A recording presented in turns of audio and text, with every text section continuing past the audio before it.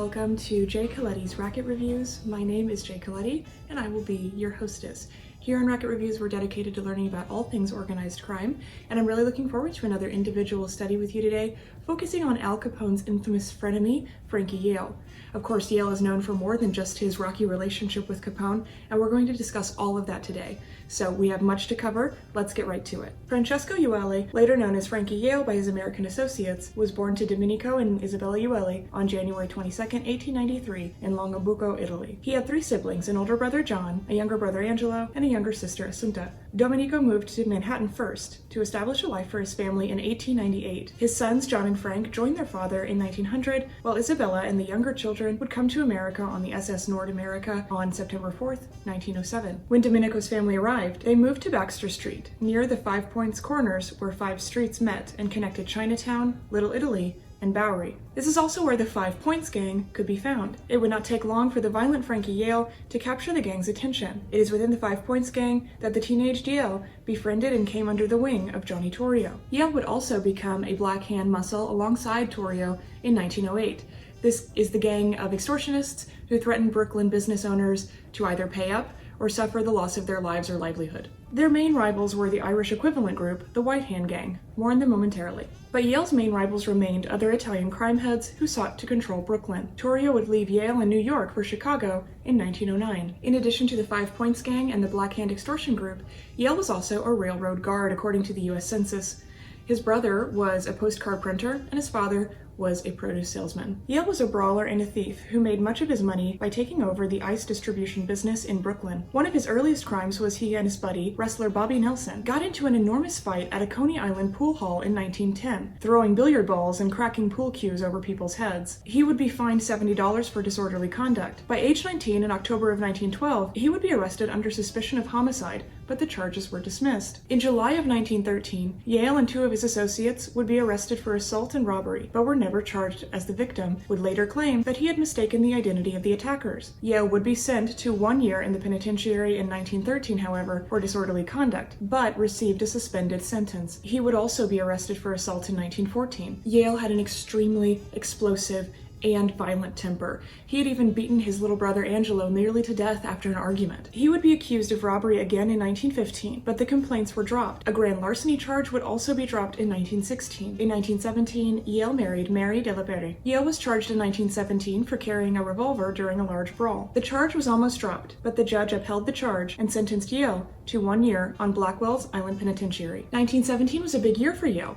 In addition to getting married and successfully being charged for a crime and serving time, he also began basing his operations out of the now infamous dance hall, the Harvard Inn, which we will discuss more in just a second. Yale's daughter Isabella was born in June 1918, and their second daughter Rose would be born in October of 1919. With the Harvard Inn operated on the Coney Island boardwalk, Yale made a lot of money and diversified. He owned a laundry, a taxi company, and even had enough money to break into the tobacco trade and force dealers to charge high prices for the cheap cigar brand he had created. All of the boxes included an image of himself. According to the people of Brooklyn, however, these cigars were of poor quality, and calling something a Frankie Yale became synonymous with something that was overpriced and terrible. In 1918, one of the young enforcers that Yale had hired, Al Capone, got into some trouble when he had made a vulgar pass at a woman who happened to be the sister of Frank Galluccio, who went on to be an enforcer for the Genovese family. Galluccio took out a razor and sliced Capone across the face, giving Capone the signature scar face for which he became known. Capone would work for Yale for a total of 2 years before joining Torrio in Chicago. This would not be the end of Yale and Capone's strange relationship.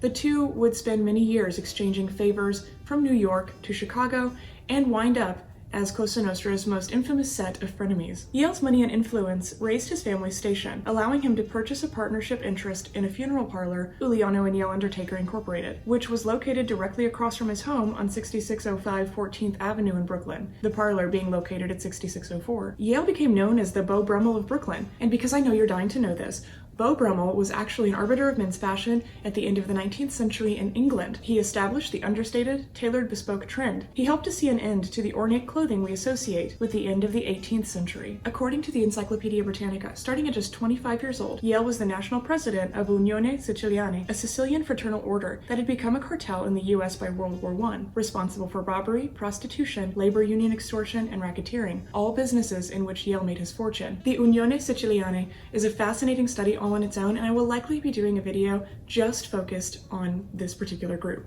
But for your reference, think of this as the way you would think of any sort of secret society or fraternal order, like the Freemasons, for example. When Prohibition began, Yale jumped in immediately as a bootlegger and rum runner, with Capone being one of his clients. In 1920, in addition to a charge of vagrancy, Yale would be suspected of homicide. The murder of Johnny Torrio's uncle, Big Jim Colosimo, the man recognized as the founder of the Chicago outfit as we know it, took place just inside of his cafe following his honeymoon after he had refused to get into the bootlegging business. Torrio became Chicago's boss, and Capone became Torrio's underboss. A witness to the murder's testimony would have likely sealed the deal for Yale for good, but fortunately for Yale, the witness changed their story right at the last moment, and no one was ever charged for Big Jim Colosimo's murder. Back in New York on February 5th, 1921, Yale would be involved in another gang brawl that almost ended his life. He and his allies walked away from the fistfight as winners, but the next day, while exiting his vehicle for a banquet, the man who had lost the fight returned with handguns and shot Yale in the lung. Yale was critically wounded but survived.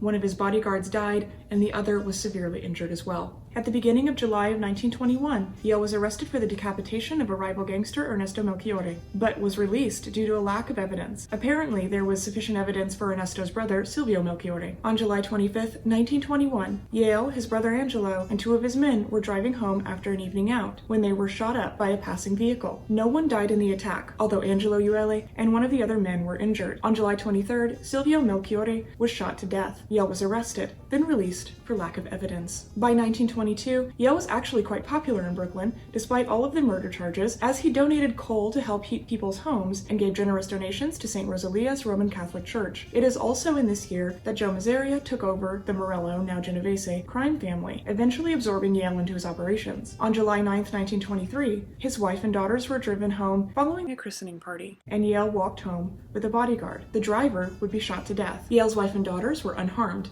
Police maintained that this was a mistake and that Yale was the intended victim of the shooting. In November of 1924, it is widely accepted that Yale was called to Chicago again to take out Capone's North Side rival, Dean O'Banion. O'Banion had tried to make a deal with boss Torrio about the territory dispute, but Torrio would not hear it and either arranged or allowed the hit on O'Banion on November 10, 1924. While boarding the train to leave Chicago for New York, Yale was detained by the Chicago police for the murder, but was released from custody after they were unable to produce any evidence. It seemed that Torrio and Yale had spent nearly a decade exchanging favors to one another. Despite their distance, the two men remained colleagues. Jaime Weiss, O'Banion's successor, took over the North Side and would make an attempt on Torrio's life on January 24, 1925. This did not result in Torrio's death, but it did result in his retirement.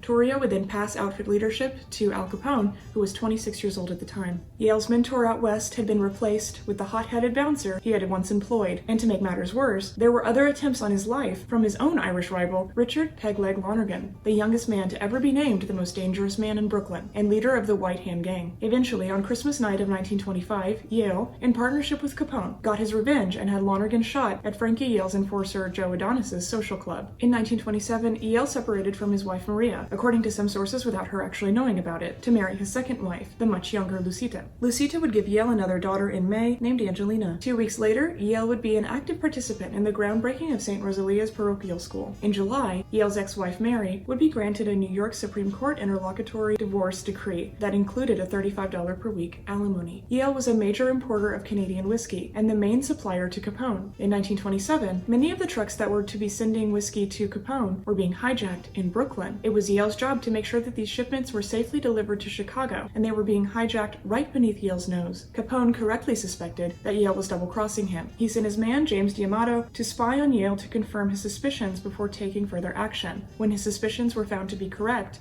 Capone was furious. When D'Amato's cover was blown, he tried to shoot Yale on July 1, 1927, but failed. He would be killed 6 nights later. It was a bit of an ego battle despite the decent relationship between Capone and Yale.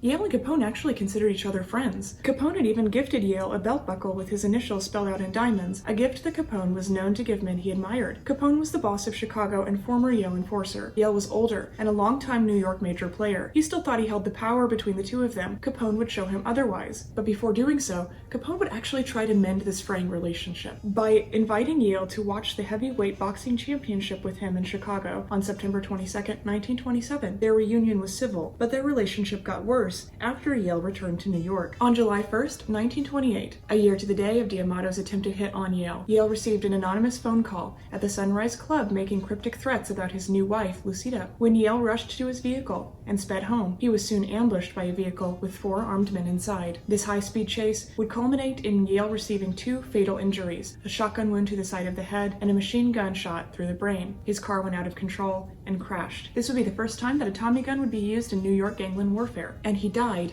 wearing the belt buckle that Al Capone had given him. Frankie Yale's July 5th, 1928 funeral is among the grandest, if not the grandest, in Brooklyn history. Yale was placed in a $15,000 silver casket, dressed in a fine suit, wearing his diamonds, with a rosary wrapped around his fingers. His procession went for 5 miles. His hearse was followed by 250 cars, 38 of which were flower cars, and guarded by 100 New York Police Department officers. Over 15,000 people attended St. Rosalia's Requiem Mass, celebrated by 3 priests, while the neighborhood flags were flown at half-mast. 2 women, Mary and Lucita, both showed up to Yale's wake, claiming to be Mrs. Yale. In 1928, the funeral cost $165,000. By today's standards, that would be a funeral that cost over $2.5 million. Francesco Yale was buried in Brooklyn's Holy Cross Cemetery. I hope you've enjoyed this episode of Racket Reviews talking about the rise and fall of Frankie Yale, a key influencer and major piece of the mosaic of early Cosa Nostra history.